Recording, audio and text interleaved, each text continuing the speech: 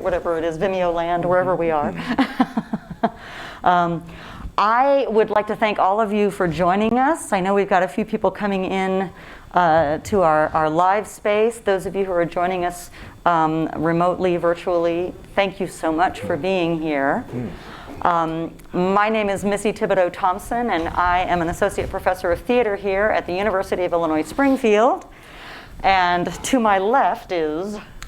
Hi, my name is Reggie Guyton. I am a local artist, lesbian, creative person, and the first Our Stage, Our Voices inaugural, oh gosh. Artist in Residence? Yes, thank you. Artist in Residence. It's so new, I forget. Bravo. That's quite all right. And I am so honored and so thrilled. And I want to thank Young, Kim, and Christine, his partner in crime, who is here somewhere, for orchestrating all of this. The Luis Alfaro Residency project as part of University of Illinois Chicago. We have with us the wonderful and delightful Luis Alfaro, who is a Chicano playwright born and raised in the Pico Union District of downtown Los Angeles. He is the Associate Artistic Director of Center Theater Group in Los Angeles County and is a tenured associate professor at the University of Southern California. Previously, he taught at Cal Institute of the Arts and at the Writers Program at UCLA Extension. And among numerous other recognitions and awards, which I shall not list all here because we'd be here all night just for that.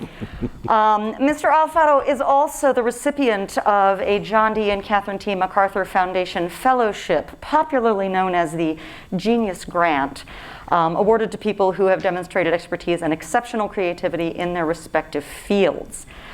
His plays and performances, he is a playwright, he is an artist, he is a teacher, he is an actor, he is an activist, and his plays and performances include Electricidad, Oedipus El Rey, Mojara, Delano, Body of Faith, Straight as a Line, and his plays and performances have been seen all over the country and elsewhere as well, beyond our borders.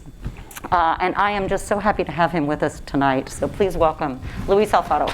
Well, it's great to be with all of you. Thank you so much for having me. And great to be with the both of you here on stage.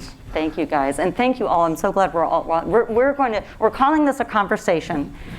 We have a little bit of structure, but we are all theater artists, and so we can basically turn this into whatever the heck we want. But I thought we would start with just a quick question for all three of us, and I'm going to start with Reggie.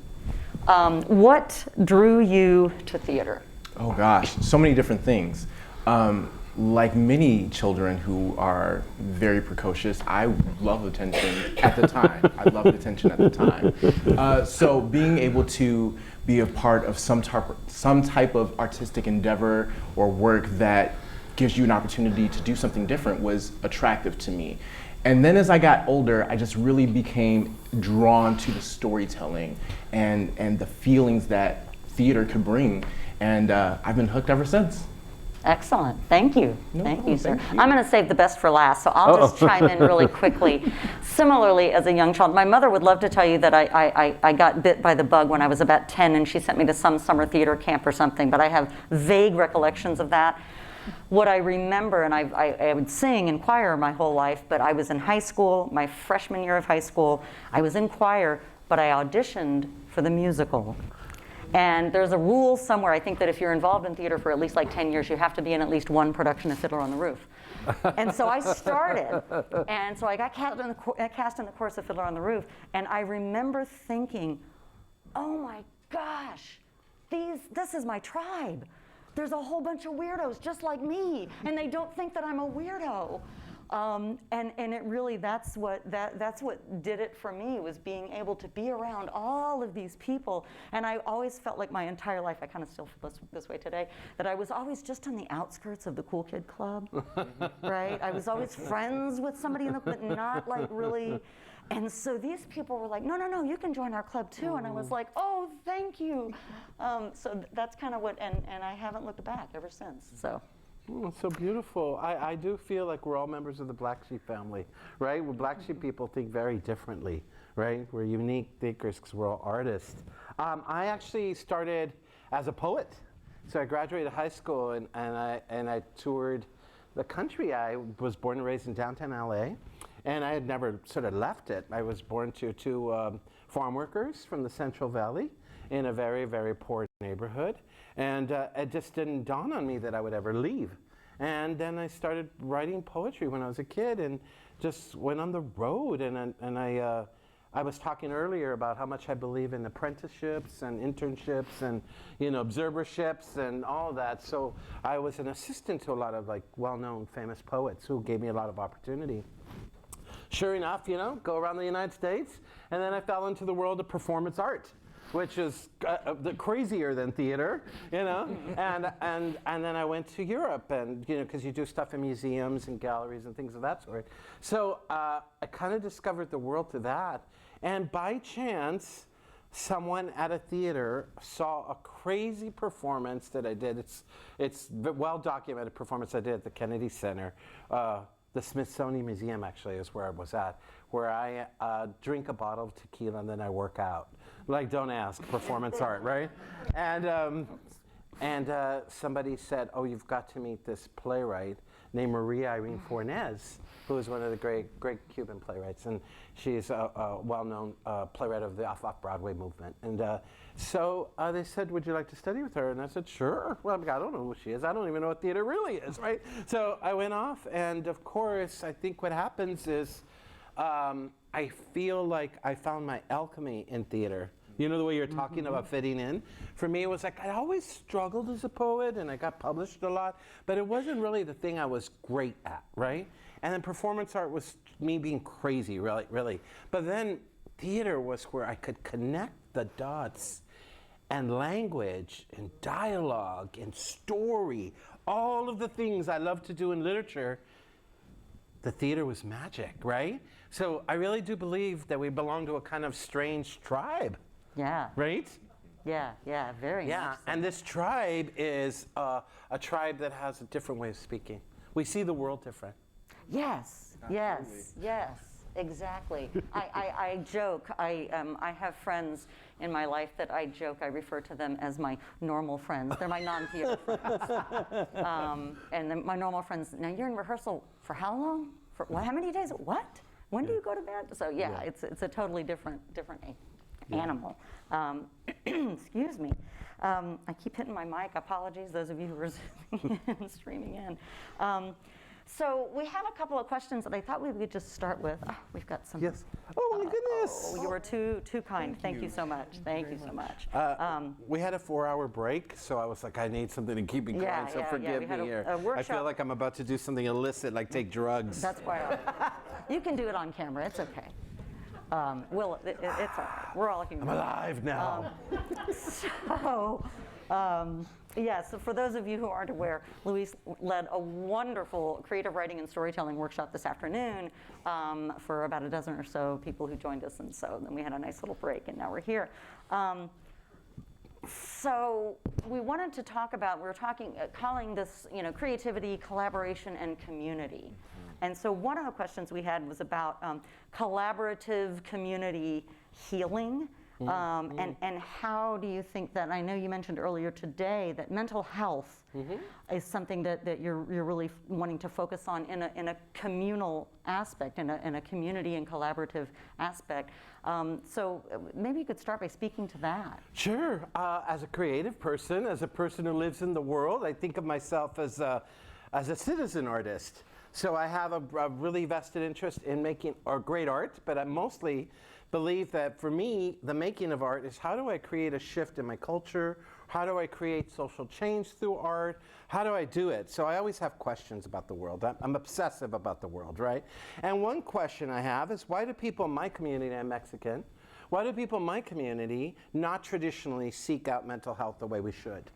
So we all have thoughts about that, right? And but we also, I realized when I started to pose this question in the world, is that my friends would say, yeah, I have that uncle that lives in the attic, or I had an aunt who was depressed, and and so I'd start to hear all these stories, and I started to think there's something else going on. So with my two collaborative partners over there, we dreamed up an idea for something called Speaking My Mind, and we went to meet doctors, nurses, medical students, community health workers, to talk about this very notion. And we thought, or I thought, that we were going to be talking about patience. But what actually happened is that we started to talk about mental health in the medical community. Post, well, not post, because we're still in it, right? Current. So in this COVID moment, doctors are very anxious. Nurses are depressed. Medical students are stressed with tons of anxiety. And so what does it mean for the healers to need healing? Which I think is a really theatrical question, right? So that's really where I'm starting from. So community, for me, building community is always an artistic question. Before I write a play, I have a thought or a question about the world. Why this? And that leads me towards the play, right? So I don't know if you feel that way, but is there something that's kind of provoking you as an actor, as a director, you know, that makes you think, oh yeah, there's something that's like poking at my passion around this, right? That's why I fall in love with certain kinds of plays. Yeah. Well, and I think we talk a lot, and perhaps you can address this as well, Reggie. I think my colleagues and I, when we're doing season selection for, you know, for our program, and you talked about this earlier today, there's a difference between what we think maybe our students want to do and or see and what they need to do and or see. And similarly with our audiences, what we think they might want, but what do they need? And so that fuels for myself a lot. And what is speaking to me that's also going to speak to the world around us right now, and the here and the now. And what you're talking about, yes, that we are still in the midst of this thing. And I think it's interesting, you're right, it's the healers, the doctors, the nurses, but really all of us are in the midst of this and still trying to figure out how the heck are we processing this. Yes. And I suspect that might be something that's fueling. You know, I relate to very much what you were saying about how you seek out stories and looking for things that move you. Traditionally, what I thought in the past moved me was just excitement. And excitement is a very broad term. I think we could all agree on that. But as you start to really invest in the stories, what I found I was looking for was truth. And in being able to see truth or people's real lives at various scales of degrees of good, bad, and ugly, I found that there was encouragement and there was also relief in knowing that, oh, this is a common struggle. So I guess in one sense, I am looking for truth, but I'm also looking for something that brings us closer together as community. And that's been through some of the work that I've been able to do on various academic boards or community boards and seeking out different perspectives. So, not to drone on, but we could talk about this forever. We could, yeah. Well, theater is the great unifier, right? I mean, theater is a self, but theater is also the mechanism to ask questions about the world, right? So I get very excited about the possibility, and you know, I'm gonna sound kind of hokey right now, but I believe theater is magic. We can make magic in theater, right? So, you know, I have a play that I talk a lot about because it was one of those moments of magic for me. So I wrote a play about what does it mean to be a housewife in this culture? And so there's a woman who's swiffering in my play, and every time she swiffers, she gains weight. So she starts to get bigger and bigger. And she grows to 700 pounds. And she starts to float away. And her sister has her by a rope. So the joy of this play was I would give it to directors, and I could tell the kind of director I wanted to work with, because some directors would say like, what? No, right? And then there's that one director that says, yes, how do I do this, right? So my favorite productions of this play are where you see a 700-pound woman floating and her sister holding her. Now, am I writing about big people in this country? Because I'm a big person. No, I'm actually writing about grief and loss. What happens when people get so impossibly large and full of their humanity that they start to leave us? What happens when the culture diseases us in some way and we start to go? And the sister is afraid to let her go. So about the end of the play, she pops. And confetti comes out of the sky. And I always remember this moment with post plays with the audience. So there was a woman in front of her, she's weeping, and she says, why did she have to pop? And I said, well, you know what? People pop. People pop every day, right? Theater allows us to see the real in magical ways. Because theater is about, as I said earlier, feeling. We are in the business of feelings. We are in the business of emotions. So how does that translate into your work, right? When you think about that, you were just talking about directing Ragtime. That is a musical, that has a lot of feeling. Both feeling of anger and resentment, and also the possible healing of this country, right?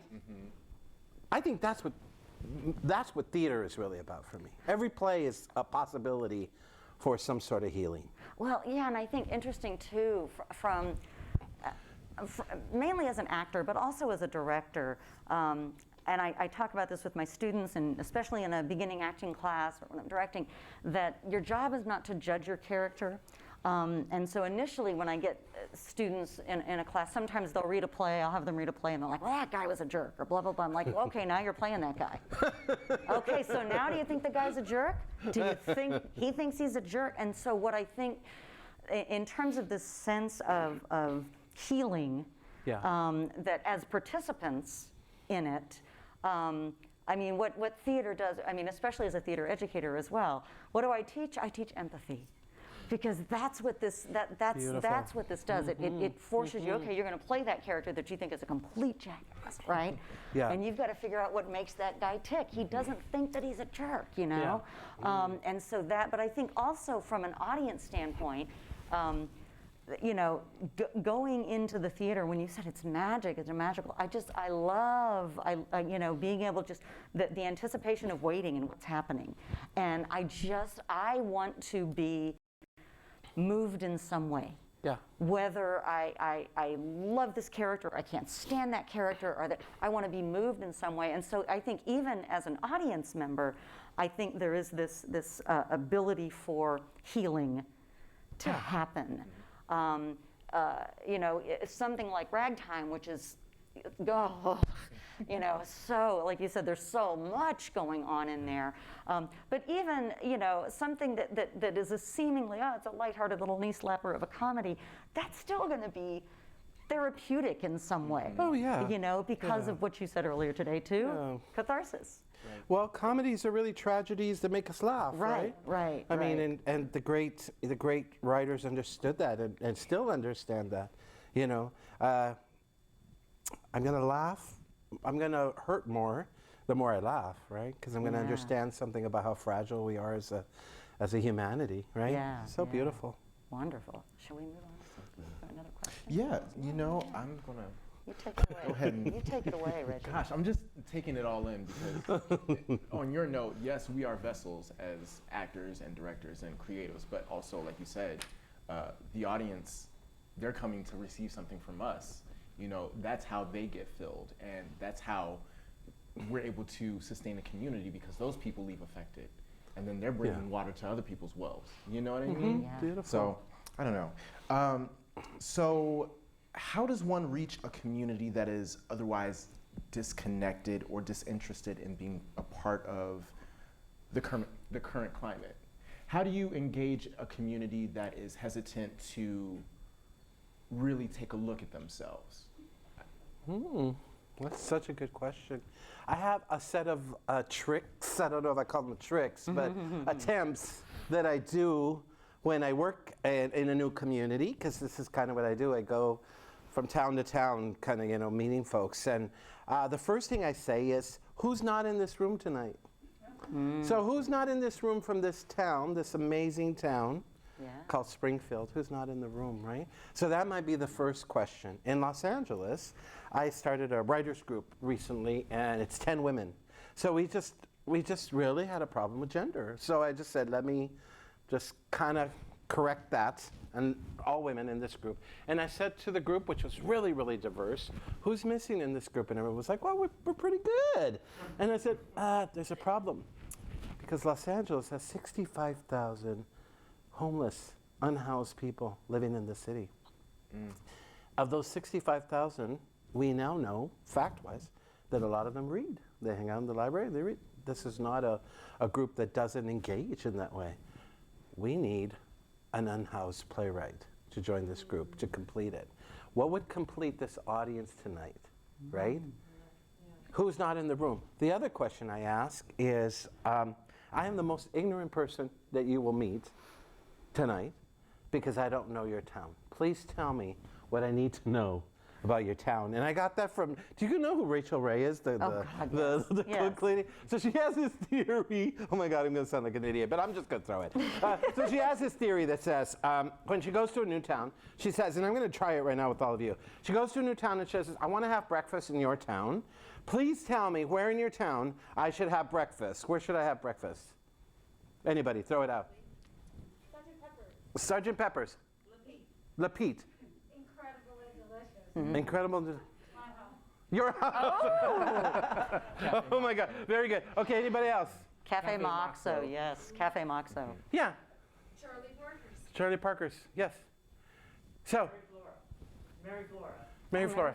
So, All locally owned, I'll have to say. oh, but all of beautiful. these. See, we're already creating the notion of community. But I will say, because they both said the same place, she says, if 3 people say the same place that she meets on the street, she'll go to that place. And it's usually not the tourist place, right? It's the place in town that everybody goes to. And that's the way you start community. So I go and I say, I'm the most ignorant person in your town. Please tell me what I need to know. And usually what happens is people don't tell me facts about the town because, you know, this is the Abraham Lincoln town, right? But people don't tell me those facts. People tell me, here's what you need to know about our town. And it usually has something to do with politics, the racial makeup, the, you know, whatever it is, right? The stresses of the town. And I love that because rather than me sort of imposing something on the community is going to educate me. I come with the little muscle of what to do with this thing, but I don't know what the problem is. Right? I like that. How arrogant to imagine that I'm going to come and talk to you guys about mental health. How dare I, right? But I have a feeling, if the facts are true, that all of us are a little bit anxious right now. Some of us have been a bit depressed in the last 2 years, and many of us are medicated. That's true. So, what do we do about that as a culture, as a community? That's the play. Let's make a play, right? So it's really that simple, right? That's the way I consider it a form of community organizing. Yeah. Excellent. I love that so much. I really do. Do you know of any, or I guess, is there a wrong way to approach people who are hesitant to be a part of the conversation? Well, you direct plays. I will say that if you want to be a participant, there's a space that I open for possibility. It's not my job to dictate the space. It's only my job to create the possibility of excellence. The possibility of it. Whether you enter or not is up to you. Today we did a writing exercise and wonderful Elizabeth, it's Elizabeth, right? Yes. Wonderful Elizabeth told us about a very complicated neighbor. You know, wonderful. It was like a highlight of my day and maybe my year. And so the thing that was really great about it is that she didn't have to do that and I didn't force her to do it. But it was a great way of engaging around the building of art, right? I still remember your response. So something here is I can only create the environment for it, for what could be possible. And it's what I do with my teaching, right? You, the student, have to come forward with a desire, passion, interest, inquiry, but that's our job, right? That's your job as an artist. I can only create the space for you to practice that. So I tend to stay away from trying to dictate too much to people. We've just had this amazing journey for the last month and some, interviewing all these people, right? We've gone into the hospital, cafeteria, lounge area. We've gone to a free food pantry in Pilsen. We've gone to meet medical students. You know, I'm not going to force any of them to talk. But I will ask a series of questions, right? that hopefully inspire us to want to share. I think this is theater right now, that if allowed, I would turn us into a big circle and we would all contribute something to the circle, as I did today. And the big question today was the Joe Chaikin, the famous theater director question.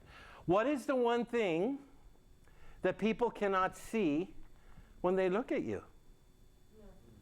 What is the one thing that people cannot see when they look at you? Now, that could be really like light, and I talked about this little mole back here, or that could be pretty intense revelation. And both of those bring something into the space, right? That's the possibility of the art, right? What do people not see when they look at you? Are you asking? Yeah, I'm asking. You're the artist in residence. I want to know. Grief. Grief. Yes. And I don't say it in a humorous way. That's what we talked about today. Yeah. So I've been, for the last month, I've been talking about the death of my father. So my father died 9 years ago, and I spent a year in the hospital with my father.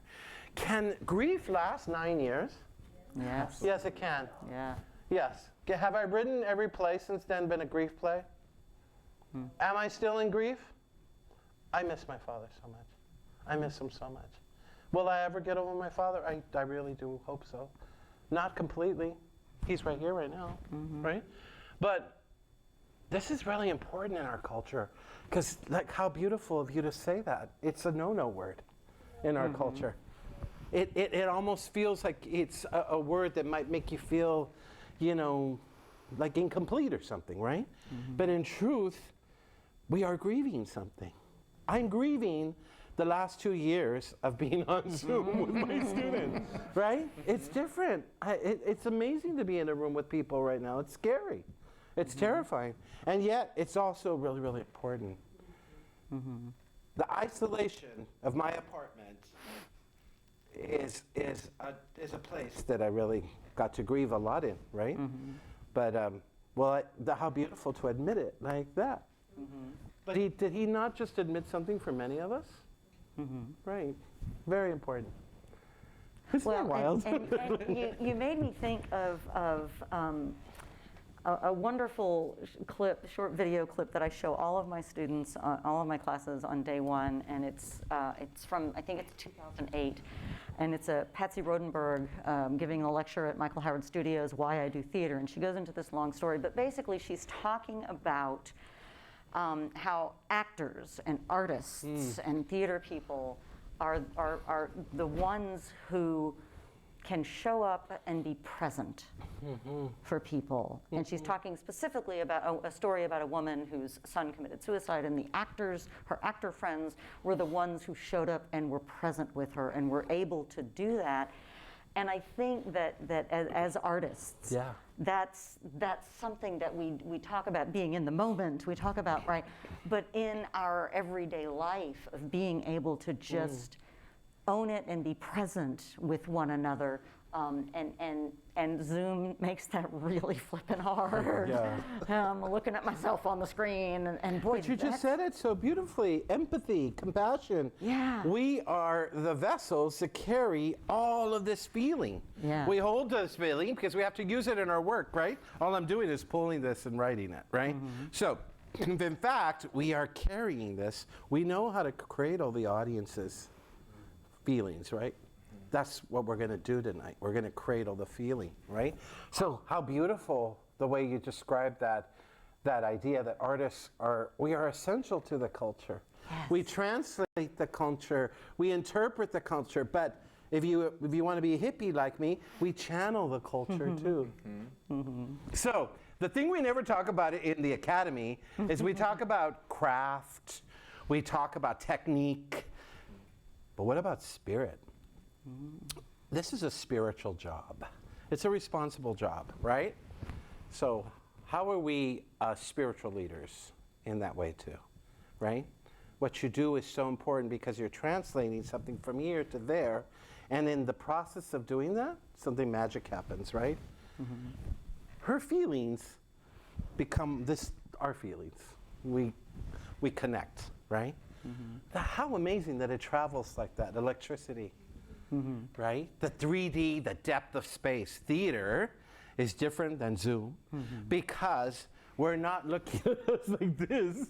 You're looking at all of this gorgeousness, right? You're looking at all of this. Yeah. So this is electricity. This is giving that something to that. Yeah. Well, and I would think maybe going back to your question, you know, how to reach people who may not quite know how to or whether or not they want to, or I mean, I think to oversimplify, I think just open the damn door. Well, yeah. You know, I think just open the door, you know, put the welcome mat out in some way, shape, or form, and I think that you know, it's a baby step. Yeah. In that aspect. Yeah. Yeah. Theater is political. Theater is ritual. Theater is community. Yeah, I really believe that. I think there are 3 kinds of plays. I talk about this all the time. I believe that sometimes I'm writing a play where I'm having a conversation with God. My big play, my epic play. Why are things so bad, God? Right? And then I have those plays where I'm talking to a lover.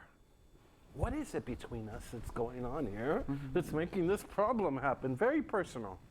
And then there's a conversation that I'm having with myself. That very personal play, right?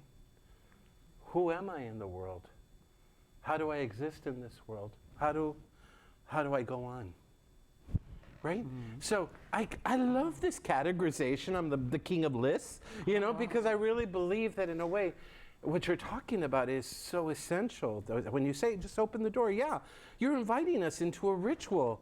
You're inviting us into a party, but you're also inviting us into a conversation. That last description that you just made about the 3rd kind of play, I was fortunate and got to see a production of Mojada at St. Louis Rep several years back. Oh my goodness, okay. And to me, that's Mojada. Yeah. That's what, yeah? Yeah, I wrote a Medea, and they did it all over the country in the last production, right? It closed right before COVID hit. Oh, was that St. Louis Rep then? Oh my gosh, it might have been. St. Louis Rep 2 years ago. That's right. Excellent. Time flies. Like time, I was like, was that 2015? When was that? Oh, it was 2020. Oh my gosh. Thank you, yes. Yeah, so yes, conversations that we have with each other and with all of those people there. Yeah, we're talking to them all the time through a play. Yeah. Right? Fabulous. And when you say yourself, would you say that it's more than just the solitary self? It's more so like your community as well? Like, because when you mentioned, you know, talking to God and talking to a lover, those are very different conversations. But I feel like we see ourselves in our community, right? And we, just like we are critical of ourselves and, oh, I could do better, or, oh, you know, next time, if given the right tools and the right circumstances, I will be X, Y, Z. But are we not asking the same for our friends, our neighbors, our compatriots? It's been a long day, y'all. Yeah. It has indeed. I love that. You know, there's a famous textile maker, an artist by the name of Ricardo Levins Morales, and he says that the language of our people, the language of my people, is the highest poetry. So I have to believe that in order to write for my people, in order to write into my community. But my job as an artist is also to be highly critical of it. That's a Does word. that make sense? That is a word. Right? Yeah. I have to be critical of that language too, in order to move the field forward, to move my community forward. You know, when I started writing, quite frankly, when I started writing these Greek plays, I look at the Greek scholar over there and I point to him. I don't know why I did that. So when I started writing these Greek plays, there was a lot of problems because people in the community, I wrote a play called Oedipus El Rey about America's prison system and our young men in the prison system. Why do so many of our young men go back to prison? Recidivism rate. The return to prison rate in Illinois is 57%. Yeah. More than half of all young men who go to a state prison will go back at least once in their lifetime, sometimes within hours. Yeah. Is that where the new kingdoms are? Huh. So, and then I read a fact that said that more than half of all women, undocumented, who cross the southern border from Mexico into the U.S. are assaulted. And that's where my Medea started from. Mahara, yeah. So I have a question about the world. Why? Why? Why? Right? So I have to be critical. So a lot of people in my community were like, why are you just writing these awful plays about us? And I said, I'm not. I have to, as an artist, I have to not have any set of parameter or border in front of me. How about this for a radical idea for a person of color like myself? To belong to the world.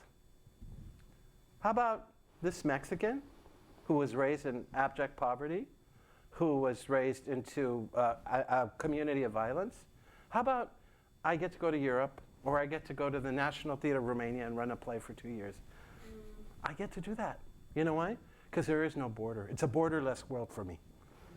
The minute I start buying into the borders is the minute my writing gets very small, right?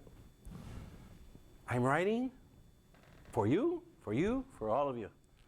And the thing that's incredible about it is that I become an ambassador, right? I become a diplomat, and I get to share with you my language, which I believe, porque puedo empezar a hablar español, ¿verdad? But my language is your language too. Is your language too? Is your language too? We are sharing, we're sharing the same story, right? Our humanity, right, is a shared humanity, right? Mm-hmm. When we do that, we become world citizens. That's why I love this term, citizen artist. I have a bunch of those. That's from Kennedy Center, isn't it? Did you get that from the Kennedy Center? No, I started this like in the 1980s because I was like running around going, you know, I think that I started in politics. So before I was a playwright, I was a union organizer for SEIU. I worked at an AIDS hospice. So I wanted to change the world. I just didn't know how. So art was the way, the mechanism for how to change the way people thought about certain things. I came of age at a time in this culture and community during the HIV/AIDS crisis, right? When men with HIV and AIDS were pariahs, right? So how do I reach in and create a different kind of humanity for my community, right? Yeah, it's super, super big. It's super, super important, right? I have a foot on this side of the border and on this side of the border. Sometimes the border is Mexico. Sometimes the border is the USA. Sometimes the border is, guess what? I'm a queer man. Over there. And I'm also a public citizen over here. Mm-hmm. And I'm also involved in the academy, but I'm also involved in the American theater. You can have your feet everywhere, right? What is the story that you want to tell about this world? I don't know, I'm getting all deep because this Coca-Cola just like, it sent me like flying. I just, no, I love it. What goes with rum? Does anybody have any rum? We'll bring it down a notch. Yeah, there you go. No, I think that's, I love the fact that you're borderless. In one sense, and yet you have, I mean, I throw the buzzword intersectionality out there, but I mean, but then there is this intersectionality of all of these various identities. Yeah. And that I think we all embody. Yeah. We tend to think of ourselves as the one thing that we are. Yeah. We tend to think of ourselves as, I am this thing, usually my job, right? But we forget that we are all of these things, and I just remember there was something with Kennedy Center and American College Theater Festival about declaring being a citizen artist, right? And so that's where I heard that term. But I think that's that idea that everyone who is here, whether or not you have actively participated in creating theater, that even as an audience member of theater, that you are still an artist. Yeah. You know, that you are still an artist in some way because I tell all my students, you know, you have to have three things in order to have live theater. You have to have something to, you know, a story to tell, right? A text, something to perform. You have to have a group of people to perform at the company, and then you have to have the audience. Yeah. And without the audience, it's just a rehearsal. Oh, beautiful. Right? And so here we are, we have text, and we have the people to create and perform, and you guys are also doing a little bit of both, right? The audience, and so that's what this is. So I think that's really Yeah, I really appreciate that. We all come from somewhere, you know. I want to throw a question back, cause black. I want to throw a question back to our Reggie, as a Black American, who is the artist in residence. You come from somewhere, right? What do you bring from your community into this residency that speaks to the entire university, right? To try and narrow it down to one thing, or even a category of like 5 things, would be incredibly difficult, because I again, borderless, you know? Yeah. But along with that, I have such a desire to not be limited. So I'd say the first thing that I bring is spirit, because I love the excitement. I love sinking my teeth into rehearsal, into production, into creating, into conversation and storytelling. But along with that, I bring the willingness to see things from multiple angles. There's different vantage points in being an artist, as we all know. But being able to take yourself out of the position of just a director or just an actor, and put yourself in the position of someone who has been connected to the people that you're writing about or the people that you're speaking about is imperative. Right. So I think that maybe empathy is another part of it. You know, it's hard to put those things in a one box. I'm a mixed bag of a lot of different things. Yeah, and do you feel that as a director? What do you bring, do you think, into the mix? Oh, Lord. Well, I think about my identity. I also teach sometimes teach an honors class here that is called "Who Am I? Exploring Identity and Community." It's the question courses for our honors program, and when I've been teaching it, and I'll teach it again in the fall, I focus on LGBTQ plays as a way of exploring identity for first-year students here. Yeah. And one of the things we talk about right off the bat is, you know, identity. And there's a great short chapter in one of the Robert Fulghum books. It's either the kindergarten one or It Was on Fire one of those two.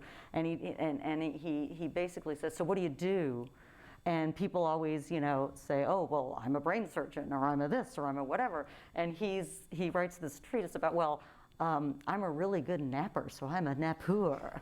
You know, I am a, you know, why do we, he goes, I'm a gardener too, I like to garden. I mean, maybe he was a pastor, but he was like, but I do all these other things. I sing. He says, I sing badly, but I like to think of myself as a singer.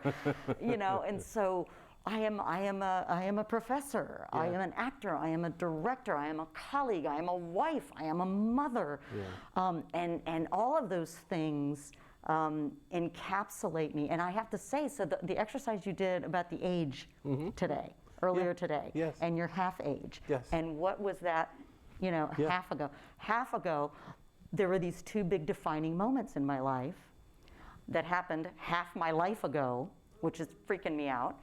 I got my MFA in acting, and a week later, I married that guy. And I mean, my MFA in acting, that's who I was already. I already was that, but there was solidifying that, and here I am, this person, and now I'm also this partner. And I was trying to wrap my head around that, thinking about that, and I'm like, holy crap. So beautiful. And then add to that, now I'm a mother, and I'm a this, and so I think I bring all of those things, and that desire to, I said before, to be moved and to move people. In some way, shape, or form. Regardless of whether it's in the classroom, whether it's, you know, as an actor when I'm performing, whether it's the selection of the play that I'm going to be directing and when I'm directing it, to try and light a fire under the audience's butt in some way, or at least to just get them to that catharsis. I love what you're saying, because you know, those 2 milestone moments are not the only moments, but they are markers for how complex you've become and how complicated you become as a person, right? So, you know, there was this great article the other day in the paper from the wonderful Jane Fonda, right? Was talking about, like, we've got to change the arc of how we treat veteran, older people in our culture. Perhaps it shouldn't be age that marks us. Perhaps it's wisdom. Perhaps the arc is wisdom.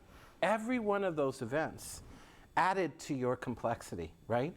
And as a playwright, I look at you and I think, oh my goodness, okay, so this is a really interesting character, right? Because she understands what it means to nurture, right? She's given life, right? She also has given herself a kind of discipline, right? There's all these elements that you think about. And I love that. I love when a character has the multiplicity of all of that learned experience on stage, right?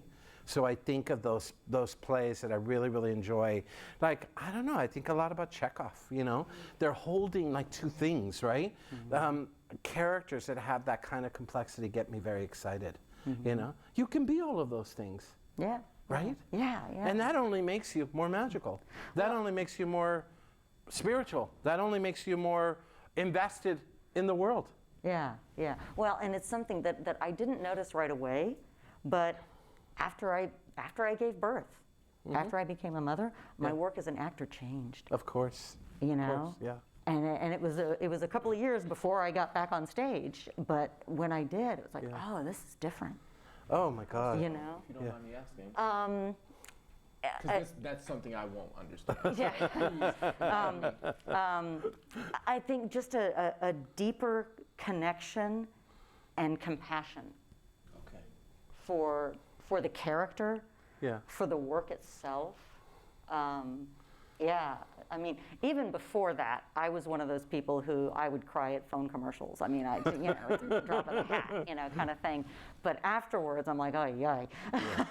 And so just so much was, and I've read somewhere, some cliche somewhere, once you give birth, it's like, watching your heart walk around outside of your body, or something. And it kind of is, Totally. And so I think that's that defining moment. Beautiful. So, I teach a freshman seminar at USC, and I always start, it's like 100 kids, right? They're all freshmen. They've all just come from high school, and I say, I hope all of you in this first semester at USC fall in love. And they go, yes, right? And I go, and then I hope that somewhere in the semester you fall out of love. And then they go, no, right? And I go, because that's where you're going to get your character. yeah. Oh, I hate how accurate that Right? is. It's how you deal with it, right? That really matters. Yeah. So all of those life experiences and how you've, as you describe, right, giving birth becomes such a powerful, it's now out of you, right? It's really you in the world, right? That's very powerful. And I think of characters that way too, right? Yeah. Yeah, getting character is important. That's wonderful. I would like to, we have about, 11 minutes. Oh, that was fast. I know, Okay. look how fast this has gone. I would like to take a moment to see if we have folks in our audience who would like to ask something of Luis, or comment, or... Just don't throw anything. Sheila, yeah, Sheila. I think you may have to go really loud to what... Or I think there's a microphone for you. I'll bring the mic. We do have a mic. Oh, thank you, Carly. I should have given you a heads up. Sorry about that. Can reach it right across to her, I think. Okay. Thank you. Thanks, Carly. Federal Theater Project, part of Roosevelt's New Deal. That's right. And the goal in communities around the country. Address that, please. Oh my God, so could they just be Beautiful. anything like more pointed? Thank you, lady. Well, what's the goal of bringing communities together? I mean, I think we can come together in ways that we don't even suspect about each other, right? I think we are in a time of maybe a real division. So I am that guy in the theater. So I just very quickly tell you, I spent 10 years doing something I don't recommend for anybody, which is I went around the country and I lived in a different city in America for up to a year.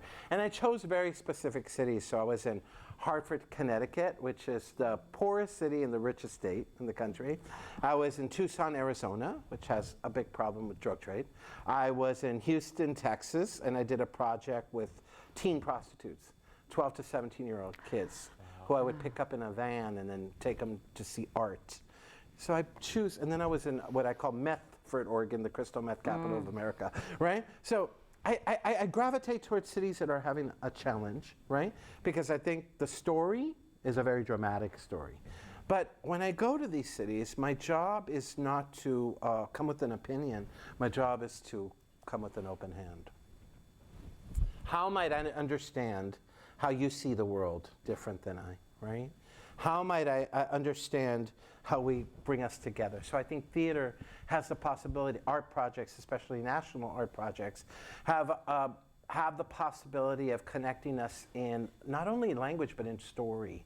What is the story we all share? So, you know, I think about those big epic plays. I don't know about you, but I remember sitting in the theater watching the very heady Angels in America, right?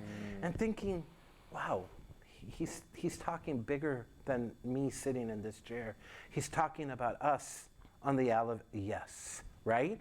But then I also think about Miller, too. I think of You from the Bridge, you know? Yeah, like how are we going to bridge this gap between us, right? That's about family and culture, but also about love, right? So I think about those things. So when you say like the federal project, what is our new federal project? What can it be, right? I work at a very large regional theater at the Music Center of Los Angeles County, 3 gigantic theaters. And you know, one of the, I'm season planning right now, you know, and one of the things we're gonna do is I think you're going to announce it. Yeah, I'm going to just say it. So we're doing Twilight Los Angeles, 1992, the famous Anna Deavere Smith piece about Rodney King riots. You know why? Because it's the 30th anniversary, and I actually think things haven't changed that much. No. Yeah, no, they haven't. So, from Rodney King to, name him, right? Yeah. George Floyd, right? Yeah. You can trace something in this country about where we're at. I think that play is essential right now. It's an essential play to talk about our differences. What is the thing that is scaring us the most? Because that fear is leading to a kind of irrational, right, thinking that is leading us to a kind of division, right? So I love the way theater has the possibility of connection. But you know, when I talk to Anna, I say, well, do we have to do it in the 750-seat theater? Maybe we should do it in the burned out lot from the 1961 riots that we still haven't filled in. We should do this as a site-specific piece, right? So we can call forth, right? So I think of theater as a calling forth. Right?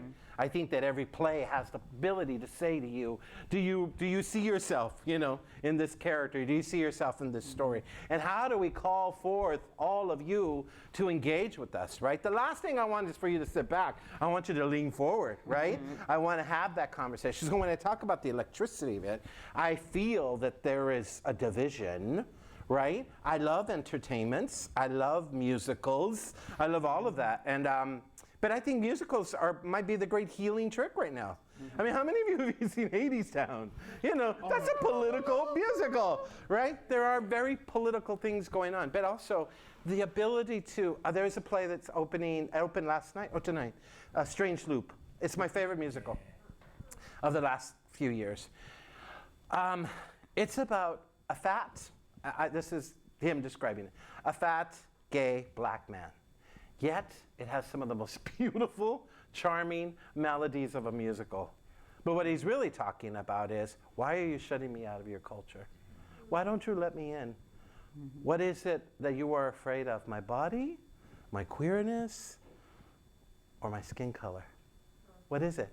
But it's all done with like, la la la la la la la la la la la la la la la, and you're like, yeah! right? What a great trick. Yeah. Come in, the music's great. Cabaret, right? Right. Come in, right? The music's great, but we're gonna have a history lesson, right? Yeah. There's a mic for you. Yeah. Lori.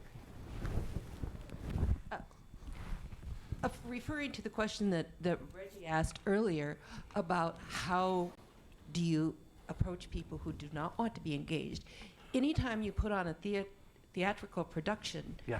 it's going to be more one half of the polarization of our country than the other.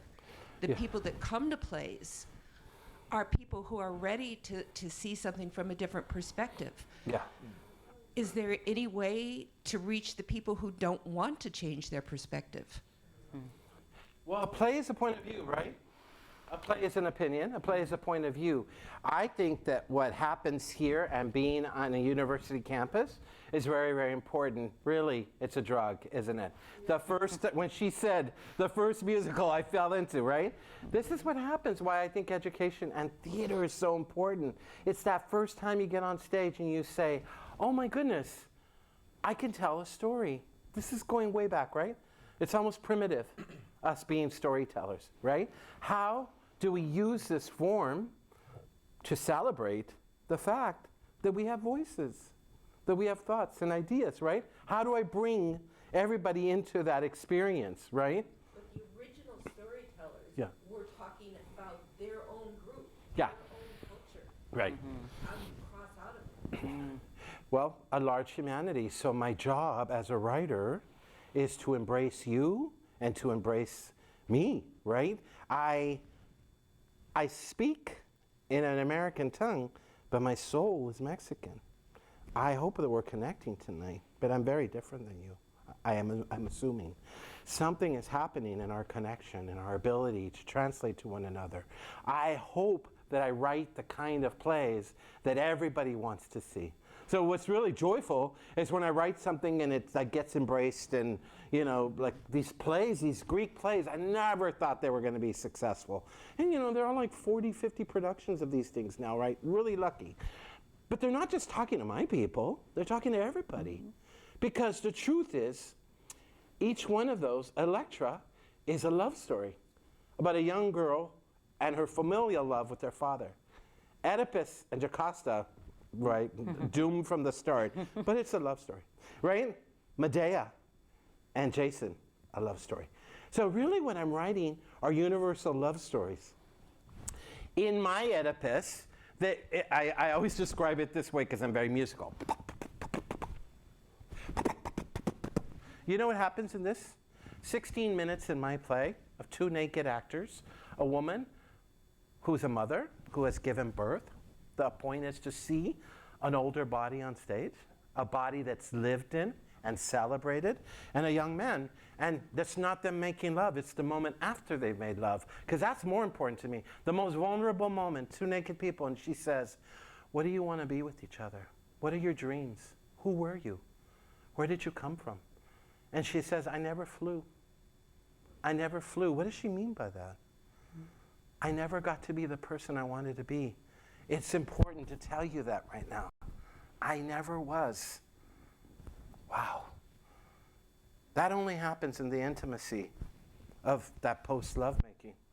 I want us to be something, and I want to tell you everything I am. I want to tell you everything about me.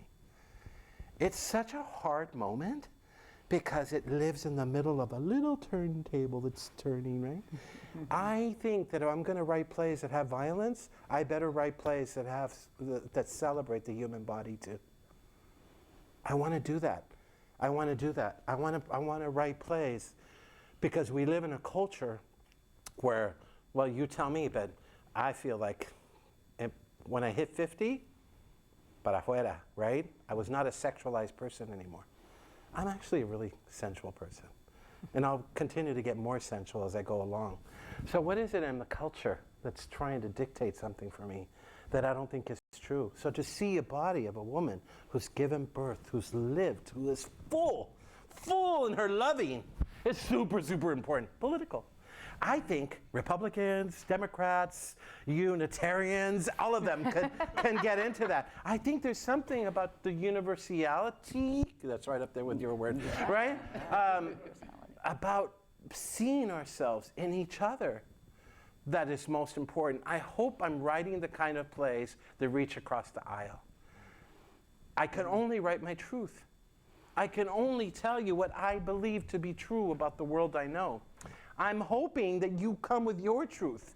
I'm hoping that you come with your truth tonight. And I hope that that electrical connection that we have is what's going to make us finally come together as a people, right? So I celebrate things that, you know, my friends will think are too commercial or too mainstream. No, why not? I want us to be able to find each other in the world. All of us. Who's not in this room tonight? Who's not in this room? Who needs to be in this room tonight? Who needs to be in this room tonight? I would say the people that like to rely on social media.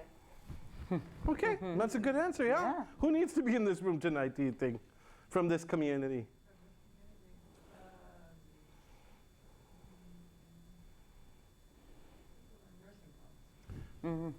People in nursing homes. Yeah, the gentleman in the back. That's you. That's you, Craig. Children. Do you see what's going on here? Yeah, the room is not big enough for us, is it? The room is not big enough for us. Wow, children, people in nursing homes. Yeah, the audience. Never seen a play. People who've never seen a play. Because we know from our own experience that there was magic once, right? I saw that thing. So my first 4 plays, I still can't believe it. I grew up really poor. And my parents said, you could go to the theater, but you're going to have to like go sell, collect bottles and cans and then get money, right? So the first play I saw was a musical, a big fat musical by Stephen Sondheim called Pacific Overtures. It was the national Broadway tour with Mako, right? Beautiful. I still remember it, right? And then the second play I saw was the first national Broadway tour of a play by a woman named Ntozake Shange called For Colored Girls Who Have Considered Suicide When the Rainbow Is Enough. How lucky of me, right? And then the third play I saw was the world premiere of Zoot Suit by Luis Valdez. That was really important for me to see, because guess what? I had never seen a Mexican on stage ever in my life. It is possible. That's it. That's the whole sentence. It is possible. Right? Yep. It is possible. Yeah. And then the final play was the first national tour of The Wiz. No. I mean, I had good taste as a little kid, didn't I? And my mother would drive me and sit in the car, and I would go into these big theaters to see the shows. I was like 11, 12, 13. But that was really, really important. It is possible. That first experience, this thing is doing something to me. It's making me feel, ooh, right? It's making me feel I'm having church, right? Yes, yes. That is essential. I love your question. I love your question because you're already thinking about who's not in the room. Yeah. Yeah, and how do we get them in the room? How do we get them in the room? So maybe education, right? Maybe free theater in the park. I don't know, whatever it is. I always think about the San Francisco Mime Troupe. When I was younger, and you'd go you'd go to Berkeley, to the People's Park at Berkeley, and there's a San Francisco Mime Troupe, and you're watching, and you're like, wow, this is kind of magic. It's puppets and caricature and all of that, right? And they're telling stories about the wickedness of the world, right? Really, really important. Yeah, I mean, it's possible. That's why we're here. Yeah. The 3 of us are here tonight because we believe it's possible. We're those dreamers. We do this work. I believe everybody in this room is an artist. Everybody in this room is an artist. Have you practiced your art would be the question. Right? But everybody in here is an artist. That's why you showed up tonight. Yeah. Because it's less lonely. Because the Black Sheep family Yes. gather to hear each other speak. Beautiful. Yeah. Thank you you. so much. Thank you. We are just past 7 o'clock, past our hour. It's such a pleasure to be here with the both of you, and I just want to say, on behalf of, I feel like I'm with the little team of missionaries. Your entourage. My Mr. Raj from the UIC. I just want to say it's been a pleasure, and coming here today, I have to be honest, it was like, it's a 3-hour ride, right, through the cornfields, and I was like, oh Lord. And then I got here, and I just felt like it's just something very, very beautiful about being here. The beautiful thing is this, is you. Thank you. I'm very moved to be here tonight. Thank you. Thank you so much, Luis. Thank you. And yes, thank you for showing up on a Friday night in the spring. Well, it's sort of kind of spring, maybe. We're waiting for spring. To sit and partake and listen and experience a communal act of just talking about art and theater and about how we can all continue to participate in whatever way that we want to in the artistic process. So thank you all so much for being here. Thank you to Carly and to Betsy for Our Stage, Our Voices program, for helping us coordinate. I really appreciate that. And again, to Young and Christine, who are over there from UIC. And all of the work that has been done to bring you here. So thank you all so much. Those of you in the virtual world, thank you so much for joining us as well. The virtual world. The virtual world.